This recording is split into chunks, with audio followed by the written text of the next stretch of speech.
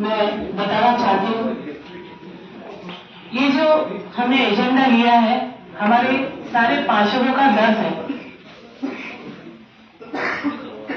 किसी पार्षद का किसी कार्य या समस्या के निराकरण हेतु दिया गया पत्र उसका कोई व्यक्तिगत पत्र नहीं होता। यह पत्र उस क्षेत्र के हजारों रहवासियों का प्रतिनिधित्व करता है। तो ये कोई व्यक्तिगत तो है नहीं। किसी पार्षद के पत्र को नजरअंदाज करना यानी वहां के जनता को नजरअंदाज करना है। एक पार्षद कम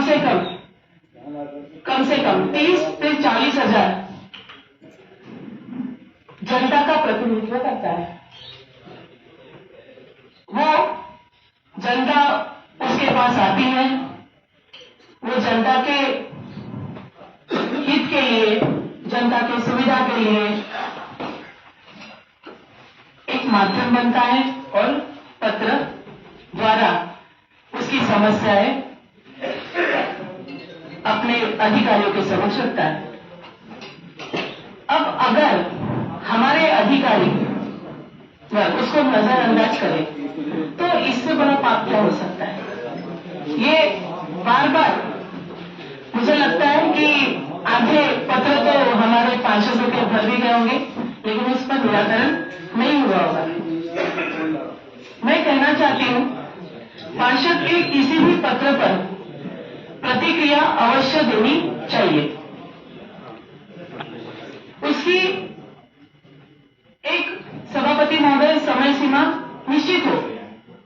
जैसे सूचना के अधिकार अधिनियम के अंतर्गत उसका जो समय होता है तय होता है, ऐसे ही सभापति महोदय हमारे किसी पार्षद बंधु या बहन का पत्र अगर पहुंचता है तो उसकी भी समय सीमा निश्चित हो।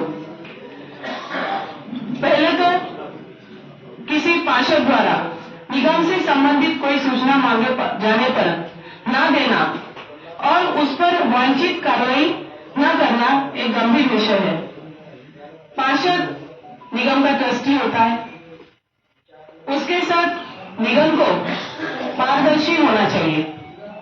किसी पार्षद को किसी सूचना या कोई जानकारी की प्राप्ति हेतु आरटीआई लगाना निगम की पारदर्शिता को एक गंभीर प्रश्न चिन्ह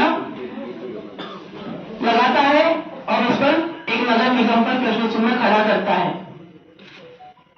पर क्या करें, यह हमारी मजबूरी है कि हमें कुछ भी जानकारी मांगने के लिए आरटीआई लगानी पड़ती है। और इसके बाद भी आरटीआई में भी पत्र के तो उत्तर आते ही नहीं है, लेकिन आरटीआई में भी गोल गोल जवाब दिए जाते हैं। मैं आपको बताती हूँ, मैंने पिछले बार में उठाया था, मैंने पंप ऑपरेटरों की जानकारी मांगी थी और जवाब आया कि यह जानकारी काल्पनिक है।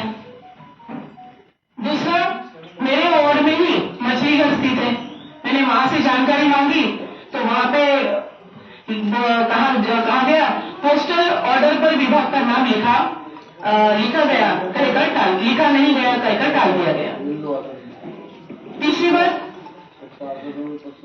कई आरटीआई तो समय सीमा में निकल जाने के बाद भी उसका उत्तर नहीं आता है। इतनी ज्यादा, यानी बताइए, पत्र का तो उत्तर देते ही नहीं है लेकिन आरटीआई लगाओ तो उसका भी उत्तर नहीं देते, यानी उसका भी डर इनके जहन से निकल गया है।